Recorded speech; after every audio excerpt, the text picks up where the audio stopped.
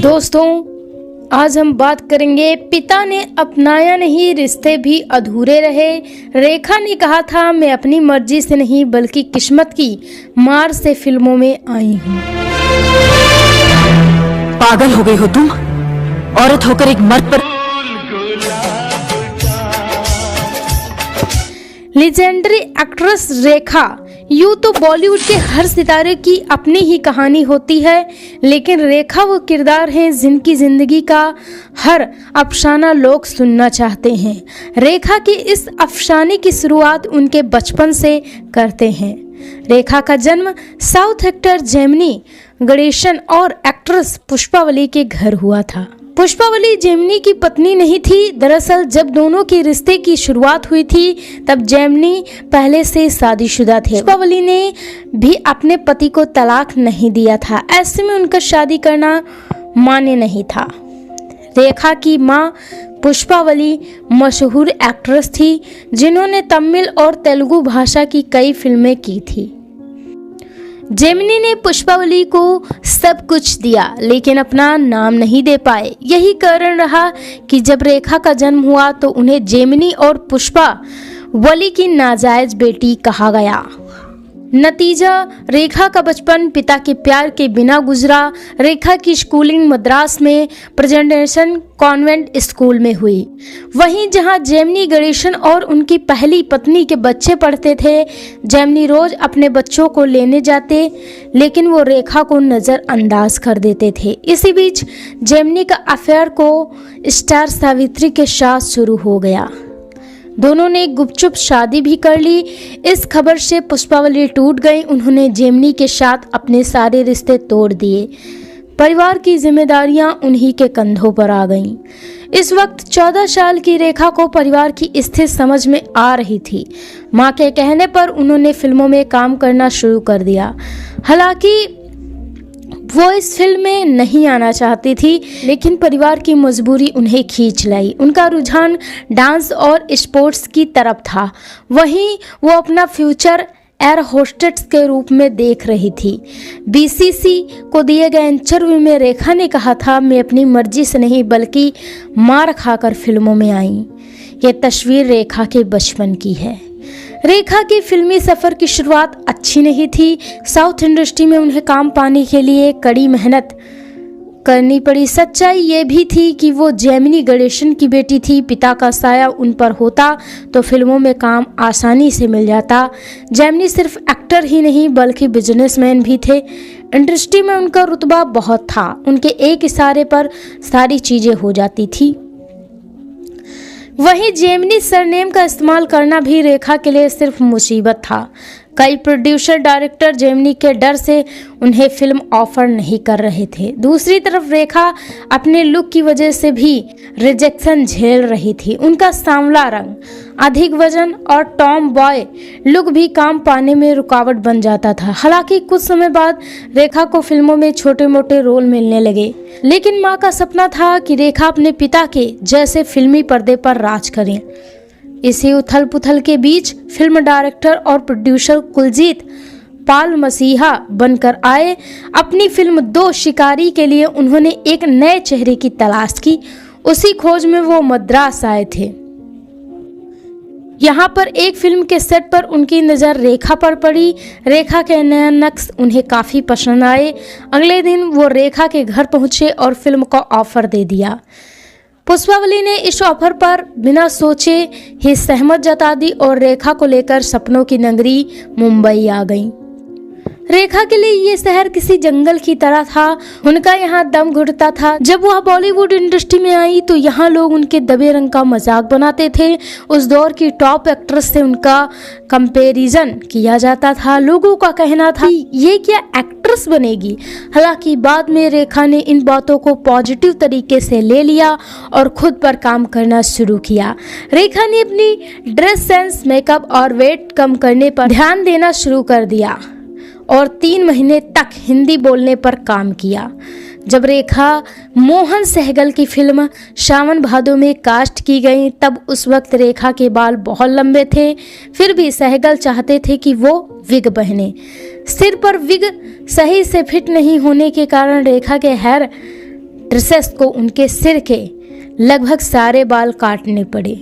Film दो शिकारी से जुड़ा एक किस्सा भी है कि इस फिल्म के एक्टर विश्वजीत के साथ रेखा का किसिंग सीन शूट किया गया था। डायरेक्टर का कहना था कि इस सीन की शूटिंग पर रेखा की पूरी सहमत थी, लेकिन ऐसा नहीं था। रेखा को पता भी नहीं था कि ऐसा कोई सीन भी है। जब शूटिंग शुरू हुई तो विश्वजीत ने तो उनके साथ ये शॉट दे दिया, पर रेखा उससे दंग रह गई। उन्होंने आंखें बंद किए शॉट तो दे दिया, लेकिन वो बहुत रोई। हालांकि उन्होंने इसका विरोध नहीं किया, उन्हें डर था कि कहीं फिल्म से निकाल ना दिया जाए। एक किसिंग सीन के कारण फिल्म पर सेंसर लग गया। इस वजह से ये फिल्म 1989 में रिलीज हुई। इस तरह रेखा की पहली फिल्म सावन भादो रही। अगर रेखा की कमाई, लग्जरी लाइफ और दिलचस्प बातें करें तो रेखा के करियर के शुरुआती दिनों में सेट से कुछ टाइम के लिए गायब हो जाती थी, क्योंकि उन्हें वहां का माहौल अच्छा नहीं लगता था। R.D. बर्मन के कहने पर रेखा ने फिल्मों में गाना शुरू किया। 1980 में रेखा ने साल आई फिल्म खूबसूरत के लिए 2 गाने गाए थे। रेखा के पास शुरुआत से कोई फैशन स्टाइलिस्ट नहीं थी। कपड़े चुनने से लेकर हेयर स्टाइल बनाना रेखा खुद से ही करती थी। रेखा अब अपनी कमाई के इन्वेस्ट और शुभारंभ और स्टोर ओपनिंग और ब्रांड्स इंडोर्स से करती हैं। रेखा BMW से लेकर XUV और Audi A3 जैसी कारों की मालकिन है। ये बॉलीवुड की ऐसी अदाकारा हैं जिन्होंने सबसे पहले जिम करना शुरू किया था। कांजीवरम साड़ी के फैशन को ट्रेंड में शामिल करने का क्रेडिट भी रेखा को दिया जाता है और उनकी हर साड़ी की कीमत लगभग 2 लाख रुपए होती है। मिमिक्री करने में भी रेखा माहिर हैं। याराना में नीतू सिंह की आवाज़ और वारिस फिल्म में सुष्मिता पाटिल की आवाज़ को रेखा ने डब किया था। रेखा की कुल नेटवर्क करीब 332 करोड़ रुपए है। अमिताभ बच्चन से पहले रेखा का नाम एक्टर किरण कुमार और विनोद मेहरा के साथ जुड़ा था, मगर दोनों से उनका रिश्ता खत्म हो गया। दरअसल दोनों के घरवाले नहीं चाहते थे कि रेखा उनके घर की बहू बने। उनका कहना था कि रेखा एक तो नाजायज संतान है और दूसरा वो मीडिया के सामने बोलने से पहले कुछ सोचती नहीं। रेखा के इसी बेबाकपन ने उन्हें अपनों से दूर कर दिया। हालांकि कुछ समय बाद वो बेबाक बयान देने से बचने लगी और रेखा और अमिताभ बच्चन की लव स्टोरी लगभग सभी जानते हैं कि कैसे फिल्म 2 अनजाने के सेट पर दोनों की लव स्टोरी की शुरुआत हुई। इसी कारण वो लाइमलाइट में भी रहे। उनका ये रिश्ता जया के एक बयान पर खत्म हो गया। जया ने रेखा से कहा था कि वो अपने पति अमिताभ को कभी नहीं छोड़ेंगी। जया का ये विश्वास देख रेखा ने अपने कदम पीछे कर लिए और हमेशा के लिए अमिताभ से अलग हो गईं। 1 साल और 10 फिल्मों का सिलसिला। सावन भादो हिट रही, जिसके बाद रेखा को बहुत सारी फिल्में ऑफर हुई, लेकिन अधिकतर रोल ग्लैमरस गर्ल वाले ही होते थे। जब रेखा का करियर पीक पर था तो रोज उस वक्त तो तकरीबन 10 फिल्में करती थी। फिल्म इंडस्ट्री रेखा की सफलता से हैरान थी, क्योंकि किसी को यकीन नहीं हुआ कि सांवले रंग कवि फिगर वाली लड़की भी बॉलीवुड में नाम कमा सकती है।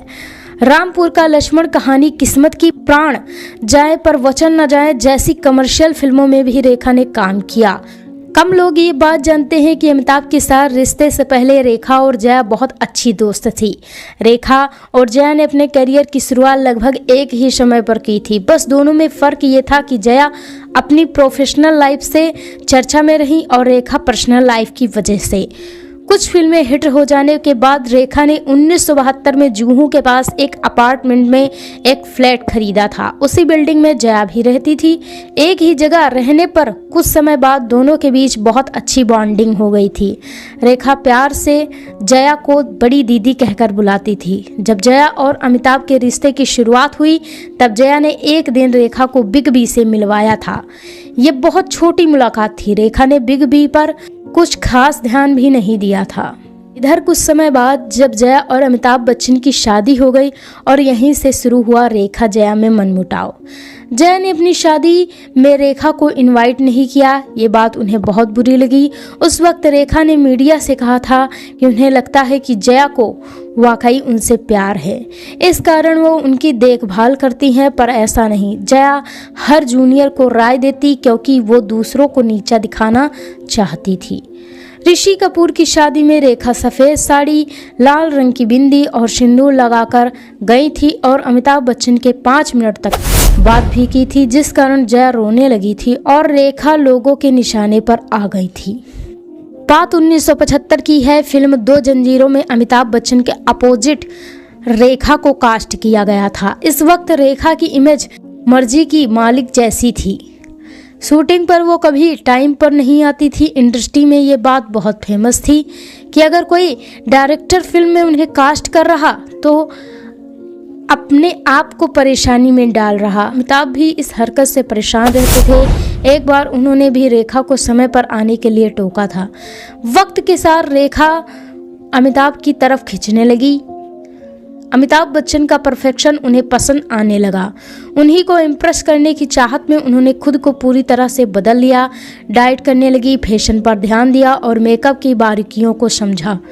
उन्होंने खुद को इस कदर बदला कि अमिताभ भी उनसे प्यार करने से रोक नहीं पाए। दूसरी तरफ इंडस्ट्री को रेखा का नया लुक देखने का मौका मिला। 1990 में रेखा ने बिजनेसमैन मुकेश अग्रवाल के साथ शादी कर ली। रेखा की ये खुशी भी महज कुछ दिनों की ही थी।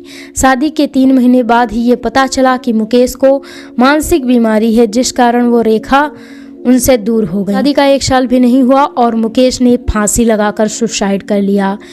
इस हादसे के बाद मुकेश के परिवार वालों ने रेखा को दोषी ठहराया था। बॉलीवुड के कुछ लोग उन्हें वैम्प तक मानने लगे। इस स्टोरी से जुड़े सभी तथ्यों की रेखा की biography Rekha the untold story में लिया गया है। Thanks for watching.